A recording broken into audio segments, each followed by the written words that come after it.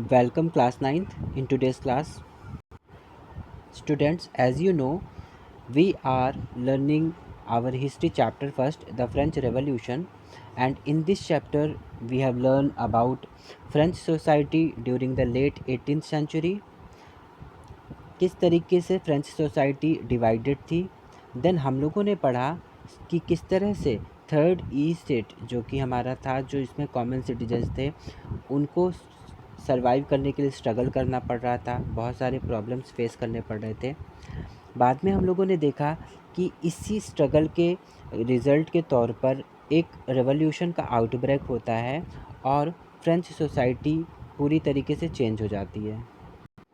हम लोगों ने देखा कि किस तरह से थर्ड ई स्टेट, जिसने खुद को नेशनल असेंबली डिक्लेयर कर दिया और बाद में कॉन्स्टिट्यूशन मेकिंग का काम खुद की ज़िम्मेदारी पर ले लिया, किस तरह से हमने पाया कि फ्रांस जो एब्सोल्यूट मोनार्च था, जहाँ पर लुईस 16 का पूरी तरीके से कंट्रोल था, अब कॉन्स्टिट्यूशनल मोनार्क बन चुका था और अब फ्रांस में रूलिंग का जो भी सिस्टम था, रूलिंग का जो भी काम हो रहा था, वो नेशनल असेंबली के द्वारा फ्रेम करे हुए कॉन्स्टिट्यूशन के अकॉर्डिंग हो रहा था। तो किस तरह से फ्रेंच जो पॉलिटिकल सिस्टम था फ्रांस का, वो एब्सोल्यूट मोनार्क से कॉन्स्टिट्यूशनल मोनार्क में चेंज हो चुका था।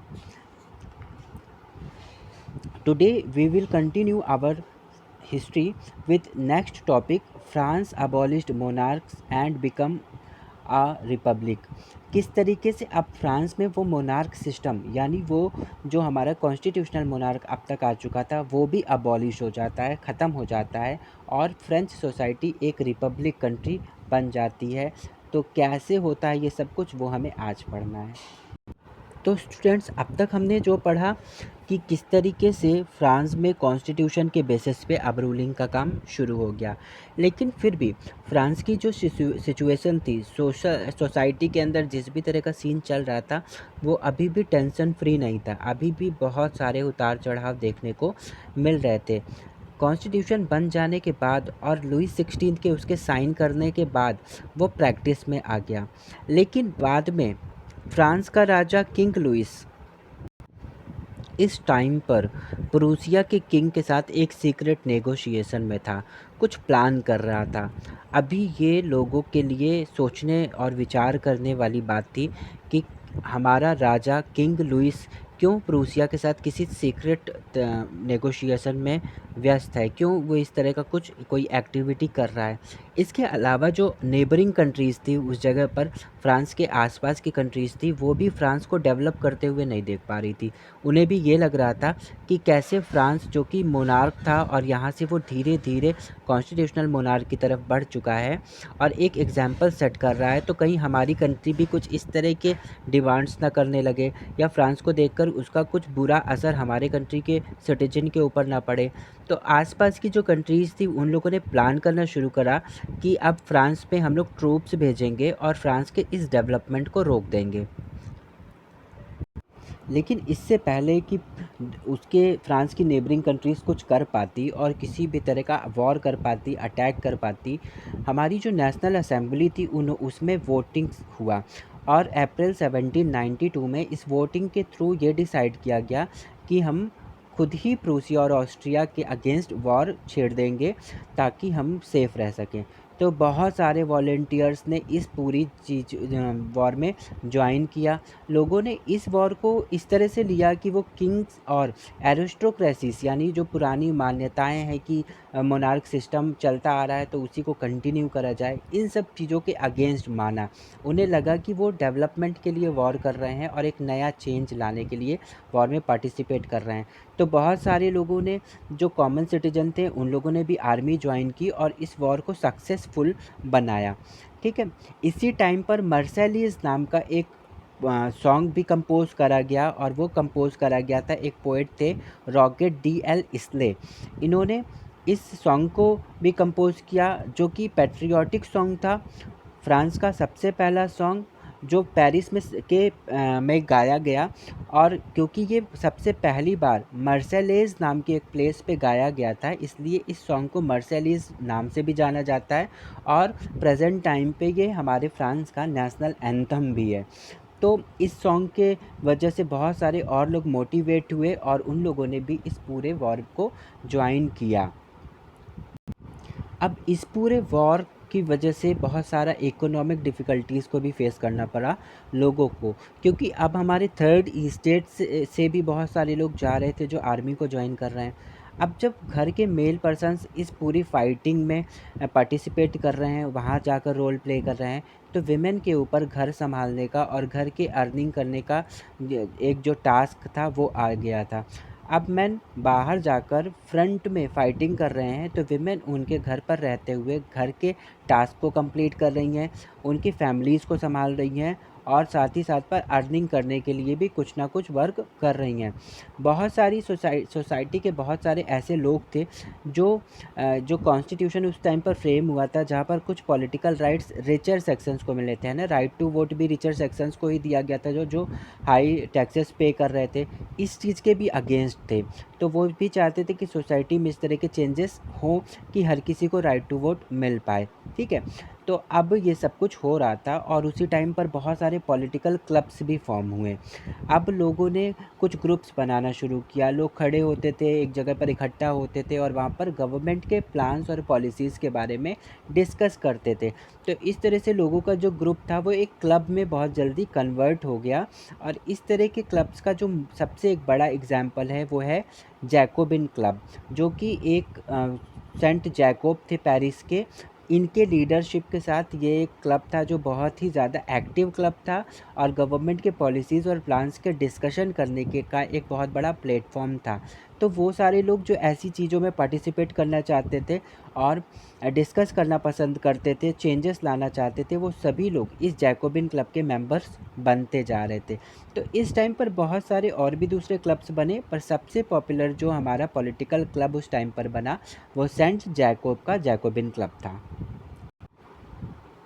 The members of the Jacobin clubs belonged mainly to the less prosperous section of the society, क्योंकि जो हमारे बहुत प्रॉस्पेरियस लोग थे उन लोगों को तो कोई फ़र्क ही नहीं पड़ रहा था कि उन्हें राइट टू वोट दिया गया है या नहीं भी दिया गया है। जिन्हें नहीं दी गई थी इस तरह के राइट्स, है ना, कम प्रॉस्पेरियस होने की वजह से उन्हीं सारे लोगों को ज़्यादा प्रॉब्लम्स थी और वो ही इस तरह के जैकोबिन क्लब जैसे दूसरे पॉलिटिकल क्लब्स को की मेंबरशिप ले रहे थे। तो इस जैकोबिन क्लब में जो मोस्टली मेंबर्स थे वो थे स्मॉल शॉपकीपर्स, आर्टिसंस, कुछ शू मेकर्स थे, पेस्ट्री कुक्स करने वाले लोग, वॉच मेकर्स, प्रिंटर्स और बहुत छोटे छोटे सर्वेंट्स और डेली वेजेस पर काम करने वाले वर्कर्स भी थे। इन सब की लीडरशिप करी थी मैक्सिमिलियन रॉबेस्पियर ने।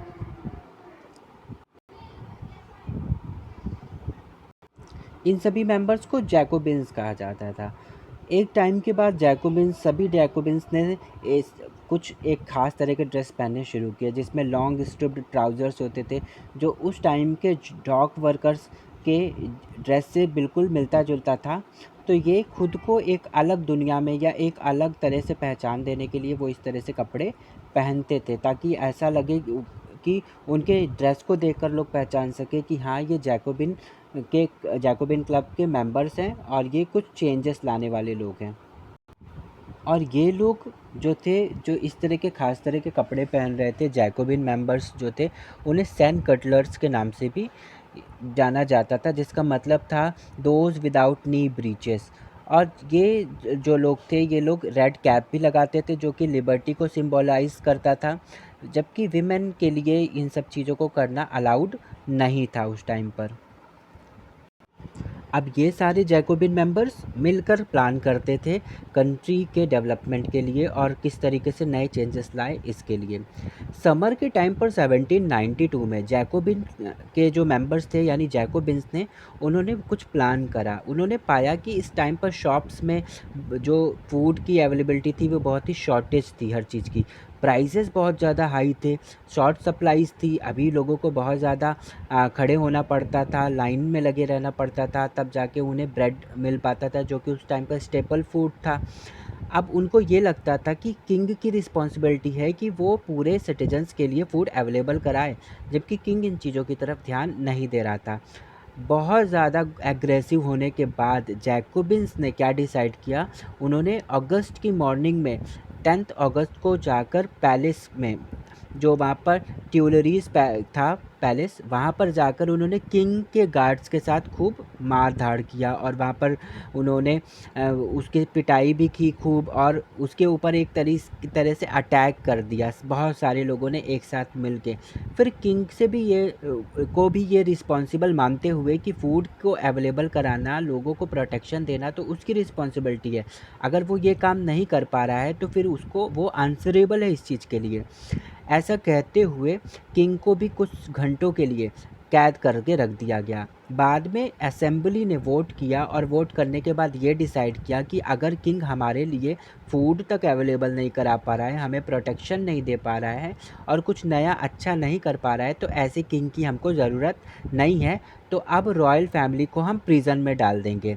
तो सब ने मिल ये डिसाइड किया और लुइस 16 और उसकी पूरी फैमिली को प्रिजन में डाल दिया गया। दोबारा से फिर से इलेक्शन होता है। अब इलेक्शन क्यों होगा? अब इलेक्शन होता है कि किंग के जगह पर अब कौन बैठेगा, कौन उसकी रिस्पॉन्सिबिलिटीज़ को निभाएगा। और इस बार जो इलेक्शंस होते हैं तो वहाँ पर हर ए पर्सन, मतलब अभी जितने भी मेन थे, अभी वो प्रॉपर्टी के बेसिस पे वोट देने का राइट उनको था। तो उन चीज़ों को हटाते हुए हर मैन जो कि 21 ईयर का अगर हो चुका है तो वो वोट देने के लिए एलिजिबल माना गया और वोटिंग करी गई। अब किंग के हट जाने के बाद एक नए तरह की गवर्नमेंट, एक नए पूरे पॉलिटिकल सिस्टम की ज़रूरत थी, है ना? तो उसके लिए वोटिंग करा गया और एक नई असेंबली फॉर्म की गई जिसको कन्वेंशन नाम दिया गया। 21 सितंबर 1792 में फ्रांस में ये डिक्लेयर कर दिया गया कि अब फ्रांस, जो कि पहले एब्सोल्यूट मोनार्क था, देन कॉन्स्टिट्यूशनल मोनार्क बना, और अब क्या डिक्लेरेशन आ जाती है कि अब फ्रांस कॉन्स्टिट्यूशनल मोनार्क भी नहीं रहेगा, बल्कि अब ये रिपब्लिक हो जाएगा, यानी एक डेमोक्रेटिक कंट्री के रूप में जाना जाएगा। और अब यहाँ पर जो गवर्नमेंट होगी वो इलेक्टेड रिप्रेजेंटेटिव होगा हमारे सिटीजन्स का, और गवर्नमेंट का जो हेड होगा वो भी इलेक्ट करके ही आएगा। और अब जो गवर्नमेंट बनती थी वो किसी भी तरह से सेम फैमिली से या जो डायनेस्टी सिस्टम चल रहा था उससे ना रहकर पूरी तरीके से फ्री रूप में होगी, और अब नए फॉर्म में गवर्नमेंट बनाई जाएगी। ठीक है, तो इस तरह का सिस्टम, यानी पूरी तरीके से डेमोक्रेसी लाने की प्लानिंग अब हो गई और वो इम्प्लीमेंट भी कर दी गई। लुइस 16 को कुछ समय के बाद डेथ कर दी गई, उसको मार डाला गया, उसको इस तरह से उसकी गलतियों की सज़ा मिल गई, और 21 जनवरी 1792 में उसको पब्लिकली, एक प्लेस था डी ला कॉनकॉर्डे, इस प्लेस पर मार भी दिया गया। उसकी वाइफ जो थी क्वीन एंटोनियट, उसको भी सेम चीज़ को फेस करना पड़ा कुछ समय के बाद। तो इस तरह से अब जो रॉयल फैमिली थी फ्रांस की, अब उसका एंड हो चुका था, और फ्रेंच सोसाइटी जो थी या फ्रेंच गवर्नमेंट थी वो अब पूरी तरीके से रिपब्लिक बन चुकी थी। तो ये सारी जो एक्टिविटीज़ हो रही थी वो जैकोबिन क्लब्स के द्वारा हो रही थी, और जैकोबिन क्लब का हमने बताया कि जो लीडर था वो था रॉबेस्पियर। अब जो हमारी डेमोक्रेटिक गवर्नमेंट बनी तो इलेक्शन के थ्रू, क्योंकि रॉबेस्पियर एक बहुत ही अच्छा लीडर था, तो इलेक्शन के थ्रू, वोटिंग के थ्रू रॉबेस्पियर को न्यू गवर्नमेंट का हेड बना दिया गया। ठीक है, अब क्या होता है कि 1793 से लेकर 1794, ये जो एक टाइम था वो रेन ऑफ टेरर के नाम से जाना जाता है, जिस टाइम पर बहुत ज़्यादा टेरर या डर फैल गया था। अब उस डर के फैलने की क्या वजह थी, जबकि हमारा फ्रांस उस टाइम पर रिपब्लिक भी बन चुका था। तो हो क्या रहा था कि उस टाइम पर रॉबेस्पियर की गवर्नमेंट क्या कर रही थी कि वो देख रही थी कि वो सारे लोग जो रिपब्लिक के एनिमीज़ हैं, यानी रिपब्लिक गवर्नमेंट किसे पसंद नहीं आएगी, जिनको नॉन रिपब्लिक होने पर बहुत ज़्यादा फ़ायदे थे, मोनार्क सिस्टम होने पर बहुत ज़्यादा फ़ायदे थे। तो वो फ़ायदे किसको हो रहे थे? वो नोबेल्स को हो रहे थे, क्लर्जीज़ को हो रहे थे, है ना? तो जब हमारी नेशनल असेंबली बनी थी तो नोबल्स और क्लर्जी को उनकी जो प्रिविलेजेस दिए गए थे उसको ख़त्म कर दिया गया था। बट वो लोग तो अभी भी उनकी आइडेंटिटी एक्स नोबल्स और एक्स क्लर्जीज़ के नाम से जानी जा रही थी। अब ऐसे कुछ लोग जो पीठ पीछे डिस्कस कर रहे थे कि रिपब्लिक सिस्टम सही नहीं है और हमारा पुराना सिस्टम ही सही था, या कुछ और दूसरे लोग जो कि इसके ही रॉबेस्पियर के ही पॉलिटिकल पार्टी के मेंबर्स थे, या अदर जो सिटीजन्स थे, वो जिनको भी इस तरह से पाता था कि जो रिपब्लिक के अगेंस्ट, डेमोक्रेसी के अगेंस्ट कुछ भी बोल रहे हैं, जिन्हें ये सिस्टम, रूलिंग सिस्टम पसंद नहीं आ रहा है या कुछ भी कर रहे हैं, वो उनको अरेस्ट करता था, जेल में डाल देता था और फिर मार देता था, उन्हें गुलेटिन करा देता था। गुलेटिन क्या था? The guillotine is a device consisting of two poles and a blade with which a person is beheaded. Guillotine जो एक डिवाइस थी जिसको डॉक्टर गुलेटिन ने इन्वेंट करा था, इसमें ब्लेड्स लगे होते थे और ये जो होल हमें दिखाई दे रहा है यहाँ पर उस पर्सन जिसको सज़ा देनी है, जिसको पनिशमेंट देनी है, उसका हेड रखा जाता था। देन इसको पुल किया जाता है और ऊपर से बहुत शार्प ब्लेड जो कि नीचे गिरती है और उस पर्सन का हेड अलग हो जाता है। तो इस तरह की एक पनिशमेंट थी। तो जो भी सारे लोग रिपब्लिक गवर्नमेंट के अगेंस्ट दिखाई देते थे, रॉबेस्पियर उनको ज़बरदस्ती पकड़वाता था और उनको गुलेटिन की सज़ा दे देता था। तो इस टाइम पर डर का बहुत माहौल था कि लोग अब अपने आप को एक्सप्रेस भी नहीं कर पा रहे थे क्योंकि उन्हें इस तरह की पनिशमेंट दे दिए जा रहे थे। ठीक है, तो इस तरह से ये काम भी हो रहा था। अब रॉबेस्पियर ने और कौन से वर्क कराए? इसने क्या किए कि इसने मैक्सिमम जो वेजेस बढ़ाई जा सकती थी मज़दूरों की, लेबर्स की, उसको कराने की कोशिश की। जो खाने-पीने की चीज़ें थी या डेली कंज़प्शन की चीज़ें थी, उनके प्राइसेस को फ़िक्स कर दिया ताकि कोई भी इस तरह से दुकानदार, कोई शॉपकीपर ज़बरदस्ती अपने फ़ायदे को देखकर हाई प्राइसेस पे चीज़ों को ना बेचे। मीट और ब्रेड उस टाइम पर राशन कर दिया गया, उसको कर इक्वल डिस्ट्रीब्यूशन करना शुरू किया गया ताकि लोगों के पास तक फूड अवेलेबल हो पाए। लोगों को ये कहा गया, पीजेंट्स को, फार्मर्स को ये कहा गया कि वो अपने ग्रेन्स को सिटीज़ में बेच सकते हैं और वो जो प्राइसेस होंगी वो गवर्नमेंट के द्वारा फिक्स करी हुई प्राइसेस होंगे जिनसे वो इन चीज़ों को सेल करेगा, बेच सकता है। ठीक है। इसके अलावा दो टाइप के उस समय पर फ्लोर्स आते थे। आटा जो होता था दो तरीके का आता था ब्रेड बनाने का। तो कंट्री के अंदर इक्वालिटी को प्रमोट करने के लिए जो कि वाइट फ्लोर था, एक अच्छे क्वालिटी का जो आटा होता था ब्रेड बनाने के लिए, जो रिच मेंबर्स यूज़ करते थे, रिच सोसाइटी यूज़ करती थी, तो उसको भी उसने बैन करा और कहा कि अब हर तरह के लोग सेम क्वालिटी की चीज़ों को खाएंगे ताकि इक्वालिटी को प्रमोट किया जा सके। इसके अलावा इक्वालिटी के लिए ही उसने जो स्पीचेस वगैरह देता था, किसी भी तरह के मैसेजेस करता था, तो वो सबको इक्वली संबोधित करते हुए कर रहा था। इस टाइम पर जो लोगों के कुछ टाइटल्स थे, जैसे कुछ लोगों को मैडम, कुछ को सर कहा जाता था, तो अब कहा गया कि इस तरह के टाइटल्स को भी बैन करा जाए, बंद करा जाए और सभी लोगों को सिटीजन कह के अब हम बुलाएंगे। और उस टाइम पर जो चर्चेस थे उनको भी शट डाउन कर दिया गया। चर्चेस और इस तरह के प्लेसेस जो कि कहीं न कहीं एक अलग सोसाइटी दिखा रही थी, क्लर्जीज़ के बारे में शो कर रही थी कि ये क्लर्जीज़ का एरिया है, तो उन चीज़ों को भी बंद कर दिया गया और वहाँ पर गवर्नमेंट के बैरक्स और ऑफिसेस बना दिए गए जहाँ से गवर्नमेंट अपना काम करेगी। तो इस तरह के भी कुछ काम रॉबेस्पियर कर रहा था। तो इक्वालिटी को प्रमोट करने के लिए तो इस तरह का काम करा जा रहा था। लेकिन अभी भी उसकी कुछ ऐसी पॉलिसीज़ थी जो कि बहुत ज़्यादा लोगों को प्रेशराइज़ कर रही थी, लोग परेशान हो रहे थे। कहीं न कहीं जो मॉडरेशन की डिमांड लोगों के बीच में थी वो वहाँ तक नहीं पहुँच पा रहा था।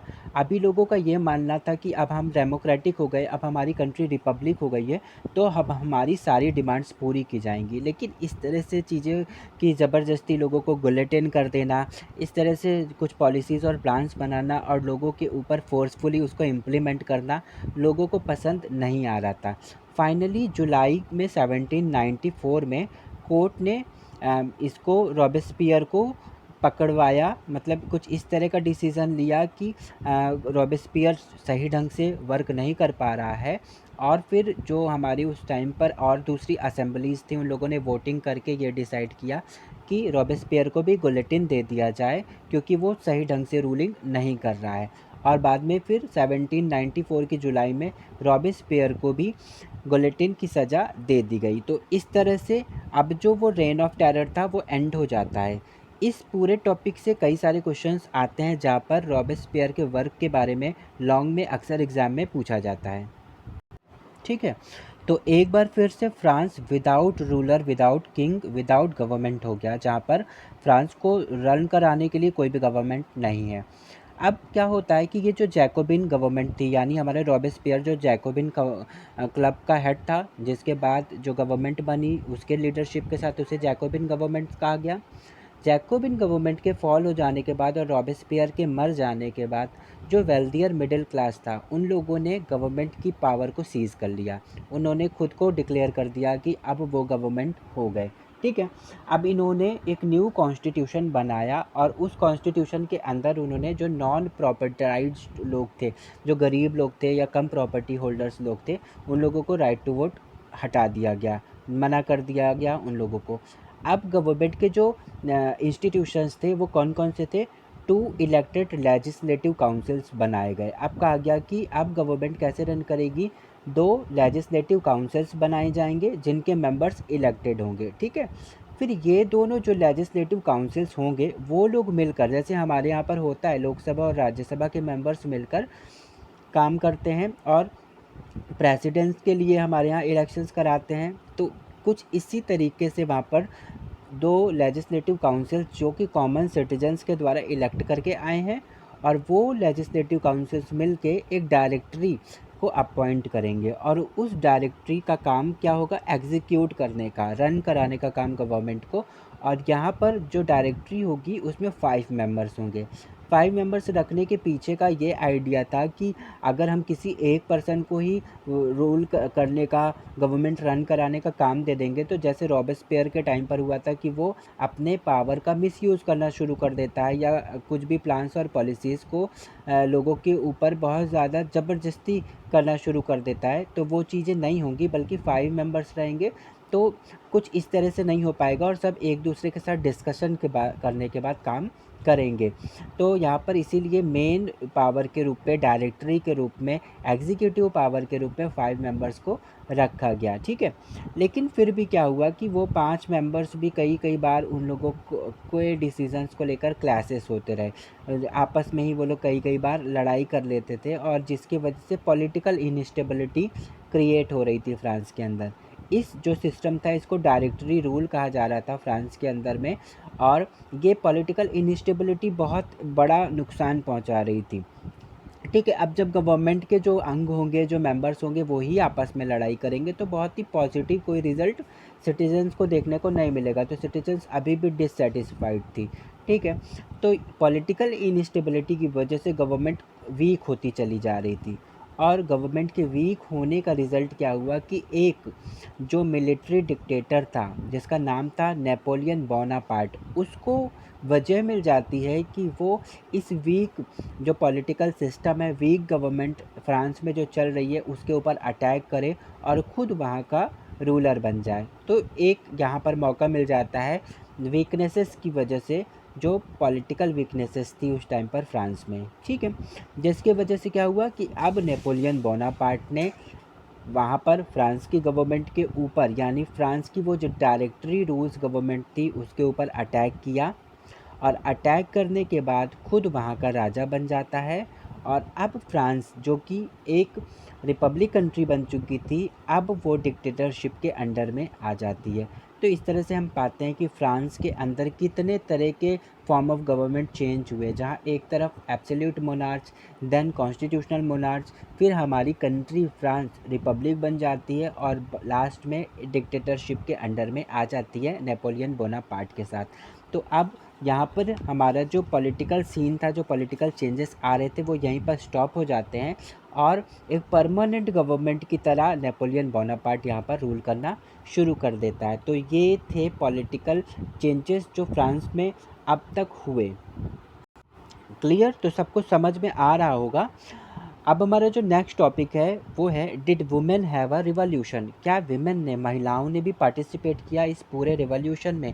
यानी जो भी सारे चेंजेस आए, हम लोगों ने देखा कि किस बहुत सारे चेंजेस आए, तो क्या उसमें विमेन का क्या रोल था? देन हमारा नेक्स्ट टॉपिक जो होगा वो है द अबॉलिशन ऑफ स्लेवरी, किस तरह से गुलामी की समाप्ति हो जाती है फ्रांस के अंदर, और एवरीडे लाइफ के बारे में भी हम लोग पढ़ेंगे. In homework, you have to frame some one word answers. Now we will meet in our next class. Till then, take care and have a nice day.